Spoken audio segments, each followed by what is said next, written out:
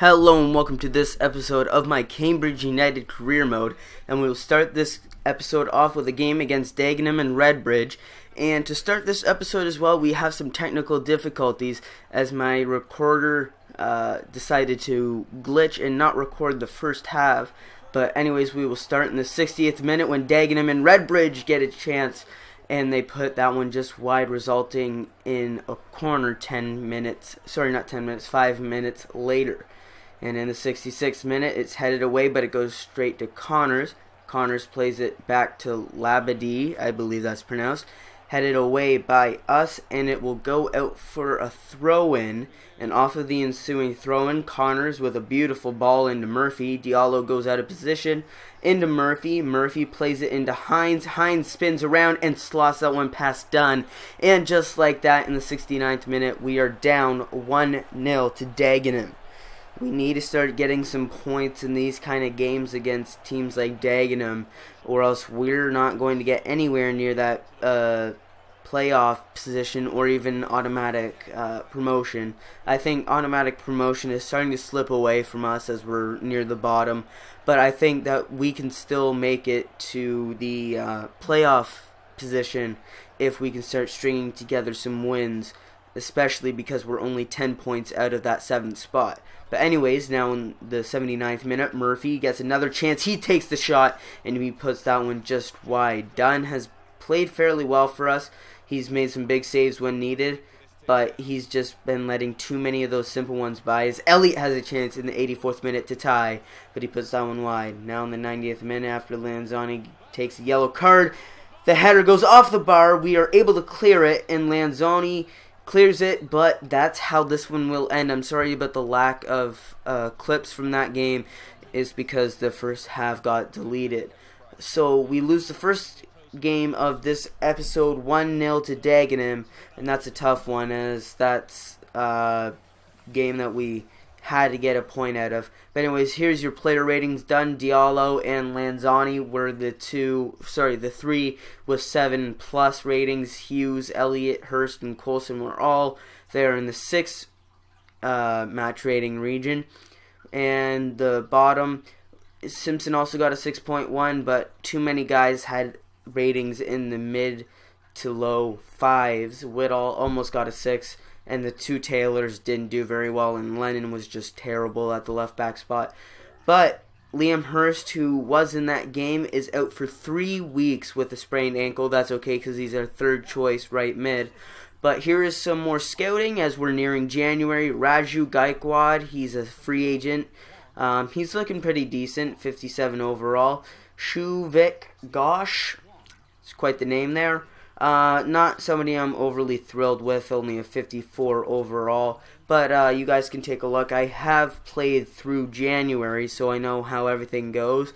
So I just show these so that you guys can see what the players look like before I have to do anything like that in the January month. Sandish Jingen was just there, and now this is a good name, Iberlang Kongji. That's quite the name as well. He looks very versatile, however, as he can play at the fullback spot or the center back spot. So he's definitely somebody that I'm interested in. Arnab Mondal, not overly thrilled with. He's 25 and only a 54 overall. But these are all depth guys that we could pick up because there's a lot of guys leaving in January because their loans end. But anyways, moving on, we are against Portsmouth in this match.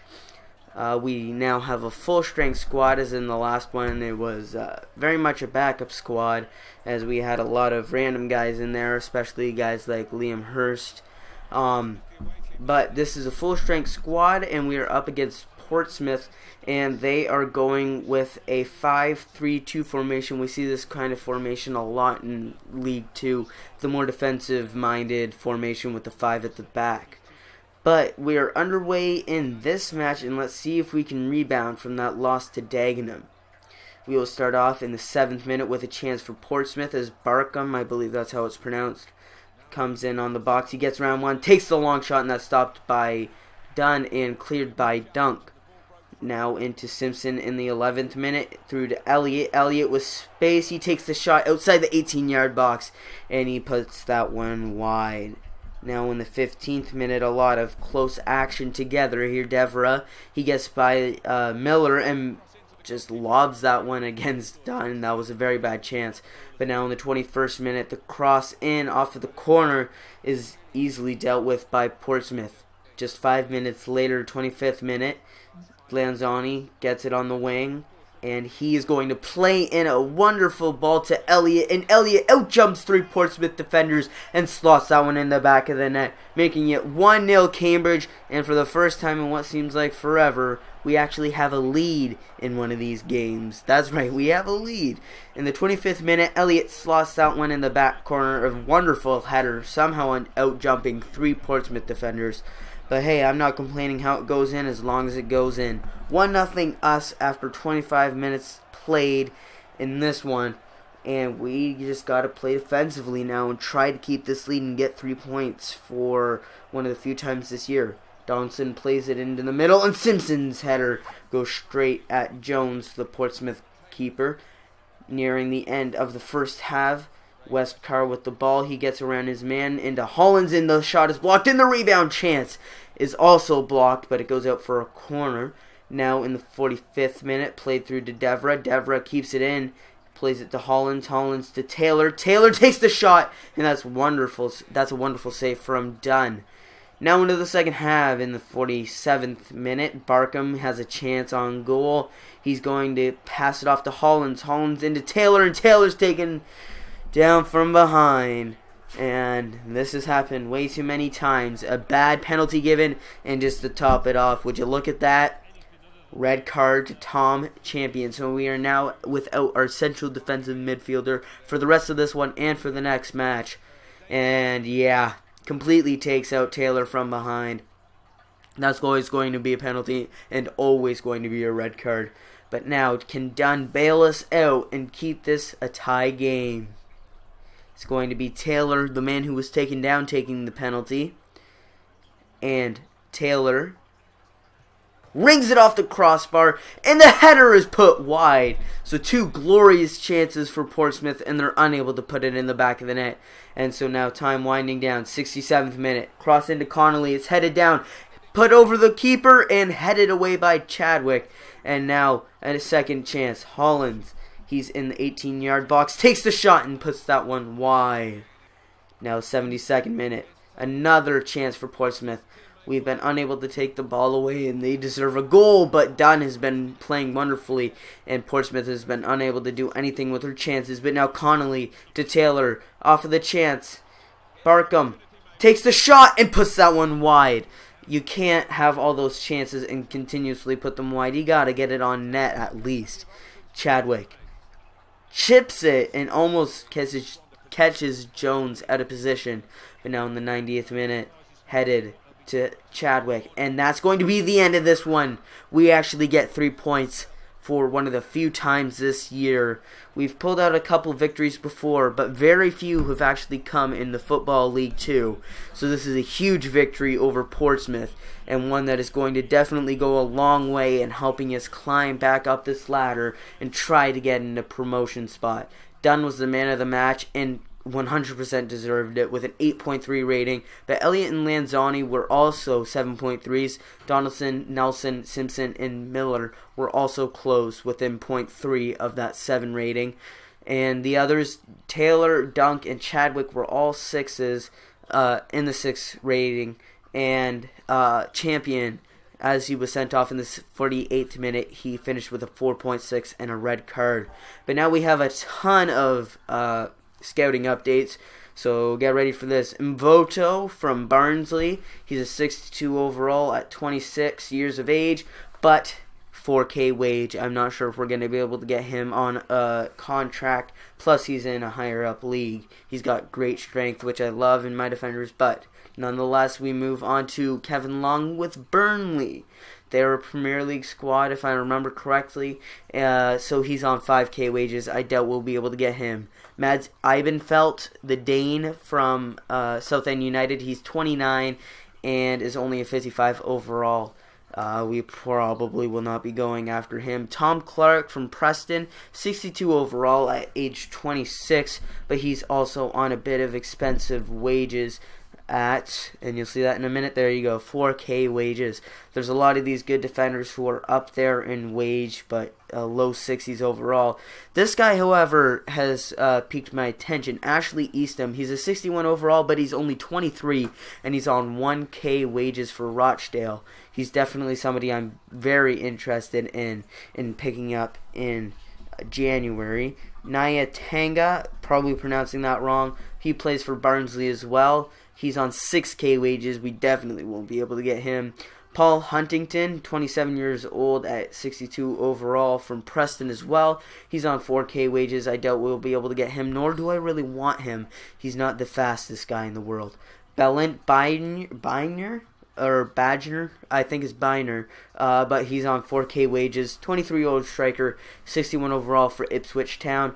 Mathieu Mansay, I believe it's pronounced because he's French, from Walsall, 62 overall, 25 years old. He's got great strength and shot power, but 2K wages, we may be able to afford that actually. Nathan Del Funesso, I'm sorry about these pronunciations, I'm not the best at these. 8K wages from Blackpool. I can almost guarantee we will not be getting him. Tom Pope from Port Vale, 64 overall, 29 years of age. 2K wages, but that 29 years old mark is a bit worrisome for me as he'll start to decline soon. Gary Madine, 4K wages for Sheffield Wednesday.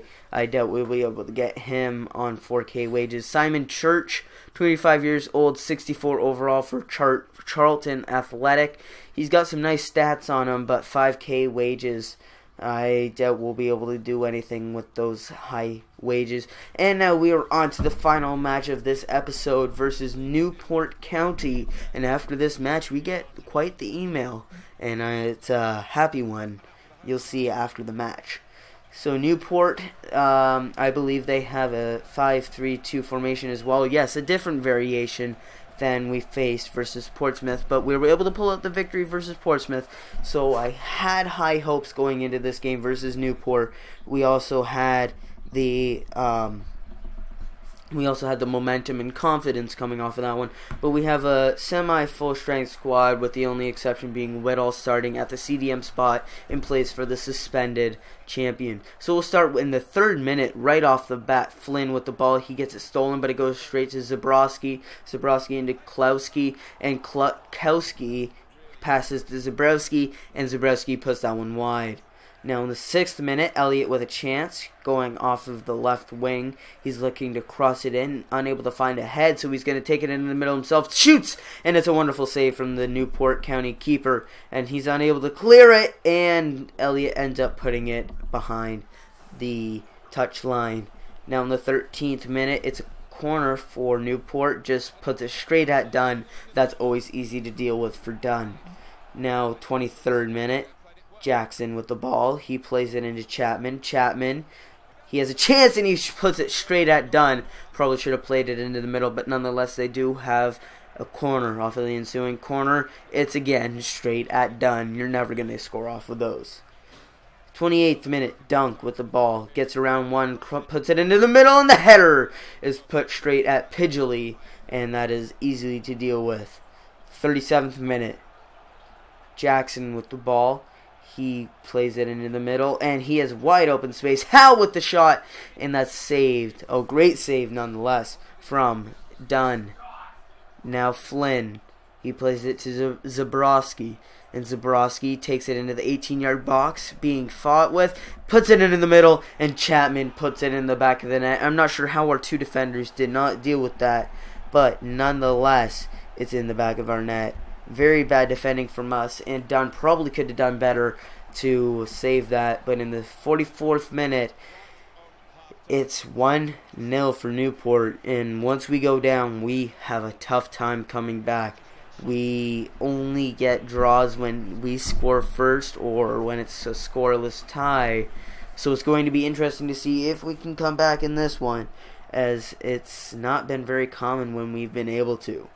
dunk, plays it into Whittall at the end of the first half. His shot is a great save from Pidgley. He barely gets a hand on that one, but off in the ensuing corner, Chadwick puts it in the middle. The header, a great save again from Pidgley. He's been on fire in this first half. Now into the second half, 63rd minute, the free kick from Sandal, and he takes that one straight at Dunn. Now in the 69th, Chadwick looking for an outlet. He's going to take it himself, and then the cheeky backheel to Simpson, who takes the long shot outside the 18-yard box. But it's a nice chance, but just barely puts it wide. Now in the 76th, Newport with another chance, wide open for Christian Jolly, and he plays that over to Byrne, who puts it in the open net. And Jolly with the assist makes it 2-0 in the 77th minute, and with 13 minutes left, we don't got a whole lot of hope left. But that was a terrible, terrible slide tackle from attempt from Dunn. Yeah, that was just utterly terrible from Dunn. And so now it's 2-0 for Newport, and we don't have much hope left. 90th minute, and that is going to be the end of this one. We lose 2, we win 1. Overall, a decent episode. We get 3 points out of the 3 games. Not the best, but you work with what you got. So I'll leave you with the match ratings. I'd like to thank you for watching, but first I'd like to give a little shout out. My cousin, he just started up his channel with his buddy, so I'd like to give them a shout out. I'll leave the link in the description. Strictly Noob Gamers. I'd like to thank you for watching. Go check them out, and I'll see you next time. Goodbye.